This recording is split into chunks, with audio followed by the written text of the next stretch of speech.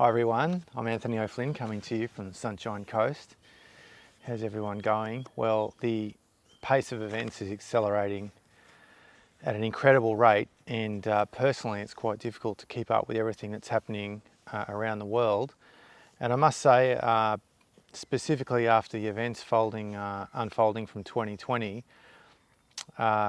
it's one of the few times that I can see it's actually been some advantages of living in Australia as things unfold at the moment, which I'll get to in this energy update for October. And I don't phrase that in a sense of being smug or entitled.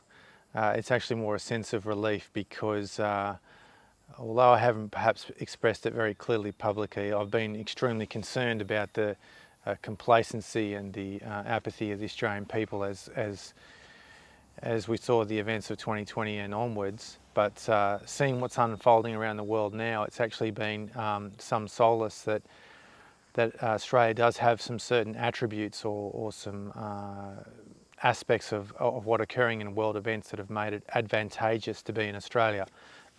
So we can see now that with the crisis that's unfolding in Europe, the energy crisis that's unfolding there as they move into the winter, particularly in countries like Germany, it's incredible that only now the people of Germany are starting to realise the crisis that they're in, and that's reflected in the skyrocketing sales of electric heaters.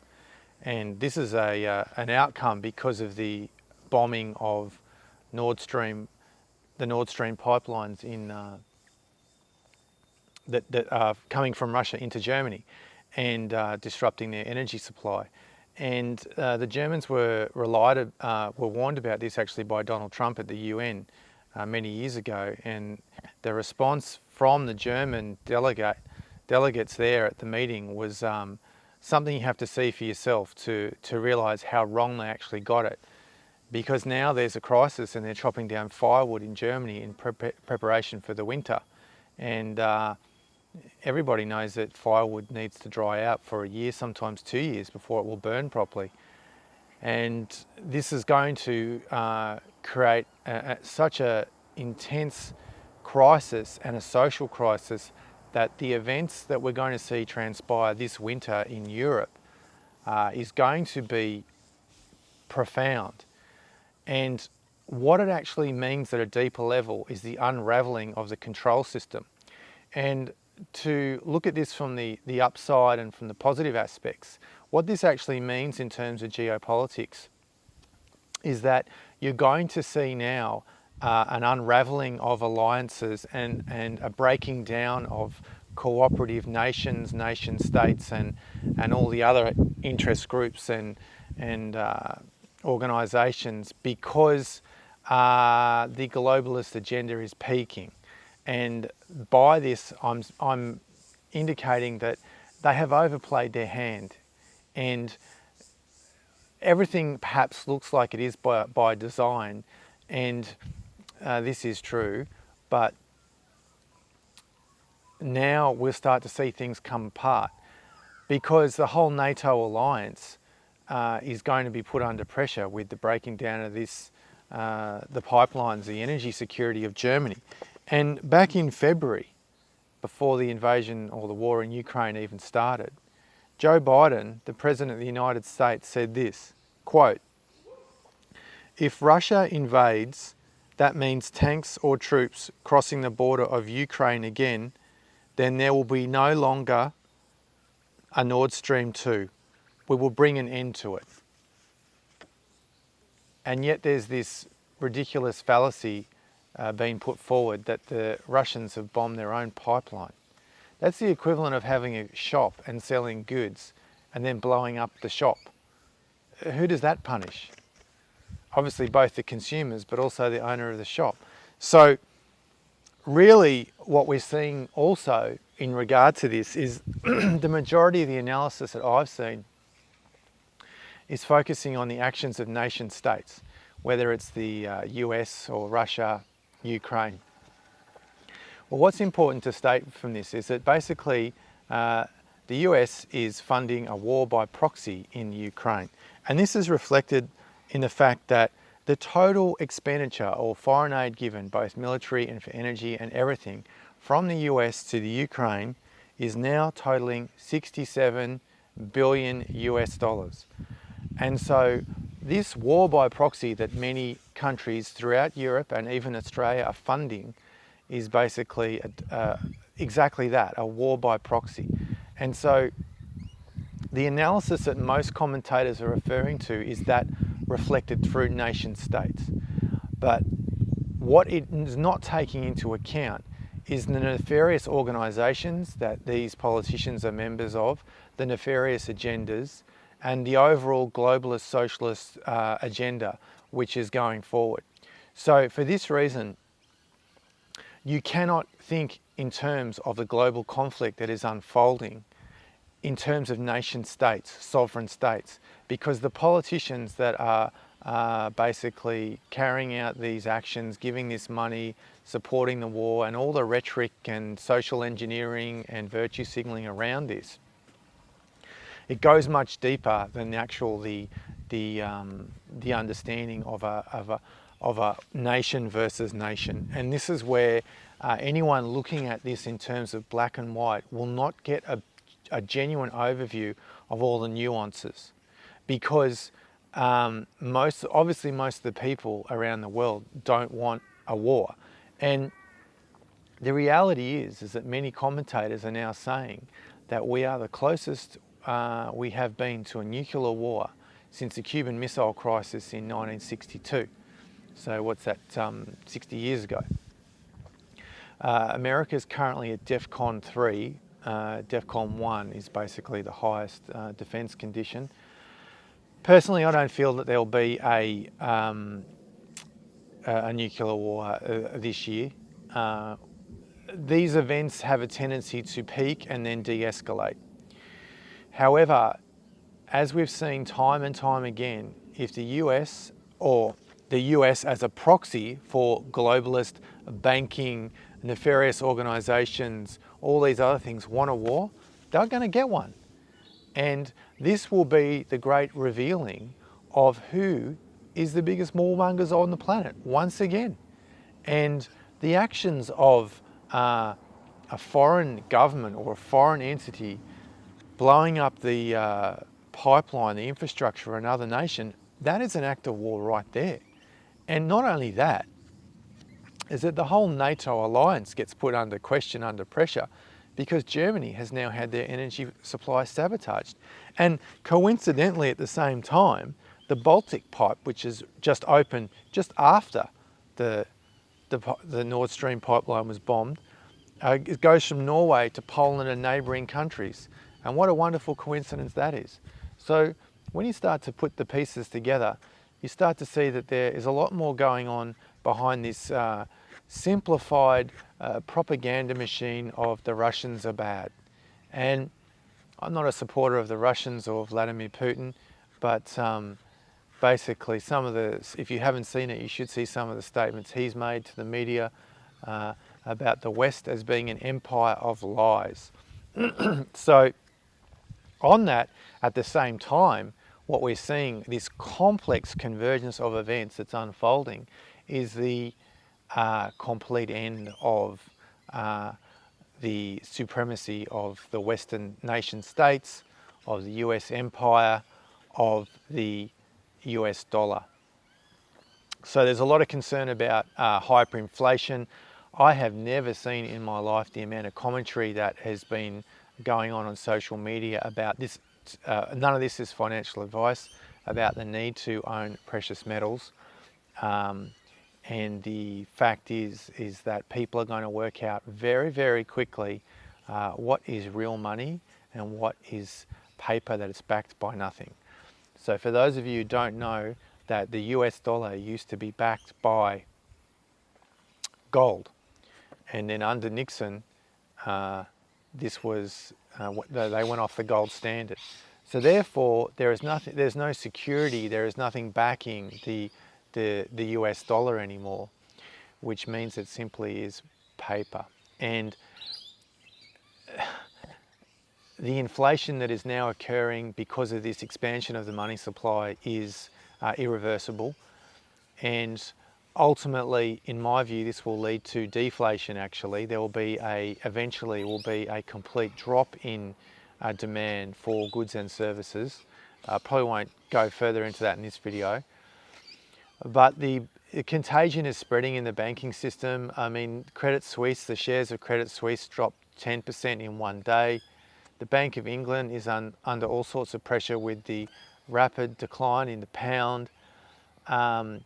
You're seeing the overall speculation by many commentators in the financial markets that we're heading for a colossal decline in the stock market.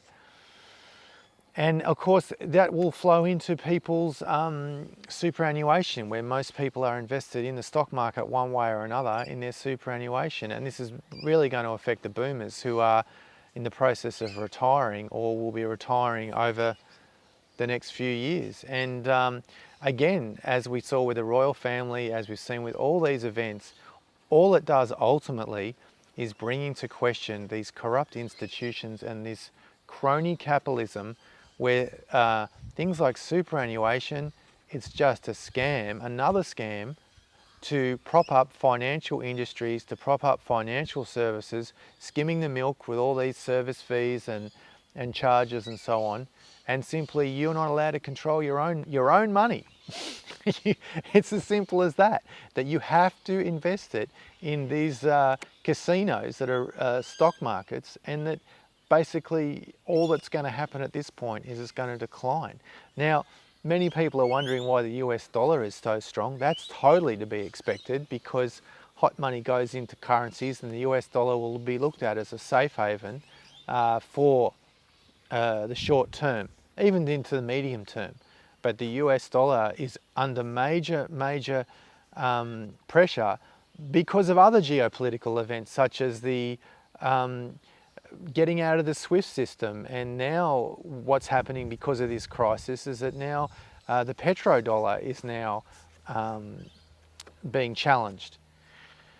This is extremely problematic because it means that if you don't know that you have to buy oil using the US dollar, the petrodollar. And now this is being challenged directly because of this Ukraine war, and there are a number of other events that have been contributing to this outcome. And so this means that the American empire, as far as its dominance financially, is coming to an end. And that won't happen in 1 week, 1 month, not even 1 year. But this is ending. And it is ending in terms of empires. You see that every empire has a lifespan. And really, in terms of history, the US empire will be looked back in history as actually being of a very short duration, emerging after World War II as a dominant economic and military power. And really, it'll be looked back on as not even lasting 100 years, actually. So if you study history, you understand that things like the Ottoman Empire, the Roman Empire, even the British Empire, lasted much longer. And on that note, you also see at a more esoteric level that in terms of the Roman Empire, there was basically a decline in consciousness of the empires. And so this decline in consciousness, it is a reflection of the decay in the society itself. And then we have the leader of the free world, or at least of the USA, in Joe Biden, who was elected under questionable terms as far as the validity of the election. That is the decay of rulership, leadership in the US empire. And so this will only intensify, and in fact it's likely that the breakdown of the empire will fragment significantly, at the very least, under the presidency of Joe Biden, regardless of what happens with the next presidential election. But it's a reflection in consciousness of that this is the chosen leader of the society itself. And you can see that everywhere in the USA. And this goes back to what I was saying in the introduction, that I am glad that I won't be in the USA, and I really feel for the the people over there, because what they're going to go through in the next, well, this decade, but it's already started and it'll intensify particularly next year, is the end of their known way of life, actually, and the forces that are creating this, they're already in motion so powerfully it can't be stopped. No election is going to change that. No fiscal stimulus. No attempting to pay off the debt. There's none of these things can stop the decline in the American empire now. And this is going to have global implications, obviously. And what's most concerning about that decline is that ultimately it could be viewed that the only solution to this is war. So we have another convergence of events also with this, is also the global famine, which you're going to start to hear about a lot, particularly next year. Actually, it won't take place this year at all. Next year it's going to start to become more apparent. And again, this goes back to some of the things I was saying in the introduction, that I'm glad I'm here in Australia, because, you know, in the climate that I live in, at least, it's subtropical. I can literally live without heating. I can live without cooling. I can have cold showers. I can even cook just with an open fire if needed be. I mean, I've already chopped enough firewood ready for any kind of extreme emergency like that, because the climate here is so gentle, and also we have a longer growing season, and it's the subtropics. Things grow much easier compared to areas in Northern Europe and so on. So this will cause social chaos like you can't imagine, with these convergence of the events, the financial storm, the coming famine, and many of you probably think, oh, this is just some kind of ridiculous theory. Mark my words, this is going to transpire, at least beginning of it, next year. And it may not, of course, hit the countries like Australia and so on, I don't think, actually, but other parts of the world definitely. And also on top of that, the energy crisis as well, which is basically taking so much of people's disposable income that they are having no money left to pay anything else. Some of the things that I've seen with the rise in the electricity rates and so on, it's just staggering to think that that's what businesses, that's what households are facing in Europe this winter. And the effect of that will be colossal, like social turmoil. And of course, the globalists will come with their solution is through the Hegelian dialect, but it's going to be too much. This thing is going to be too much. Like the axis is going to tilt too far, and you're going to see the power structure come undone at some point. And people are going to be really traumatized, terrified, and it'll be in a state of chaos that people in Europe can't really imagine, and that's coming this winter. So this instability is actually a good thing in the long term. I've made several posts on social media about this, that we need the instability in order to welcome the new paradigm. Things will intensify from this level. At the same time, things will give birth. So it's really a question of, do you want to fight the old system, try to reform the system, let the system collapse, get out of the way of it, and then reboot everything as we welcome in the new paradigm? This is not black and white, and it's not really effective to think about this in black and white terms, because there's always the short term to consider. But there's also a lot of real good points to really think about as far as this system is in terminal decline. How do we navigate this? How do we stay ahead of the curve? And how do we thrive in the chaos? So This is what I actually offer in coaching sessions for people, or at least an aspect of it, one of the things that I do. But everyone will have a unique path through this, and different people have different challenges. It's not going to be easy for anyone, no matter what they tell you, no matter what they put on social media, no matter the story they spin to other people. We're all going to be faced with our own karmic baggage that we need to process and work our way through here. And all these countries funding this war by proxy. Don't think just because you're not pulling the trigger with your own soldiers, there isn't a collective karma to pay, of which Australia is involved in as well, because the Australian government has been funding Ukraine. So welcome the chaos as best as you can, and try to stay out of it as much as possible at the same time. And really, it's going to be pretty bumpy from this point onwards, but as I said before, it's like ripping off a Band-Aid. The faster you rip off the Band-Aid, the quicker the pain comes, the quicker the pain goes. And I'm sure we'll get through it. I really am. And so thanks for watching, everyone. Just check out the YouTube channel if you haven't had a look at that, see if it's something for you. Stay strong. We live in epic times.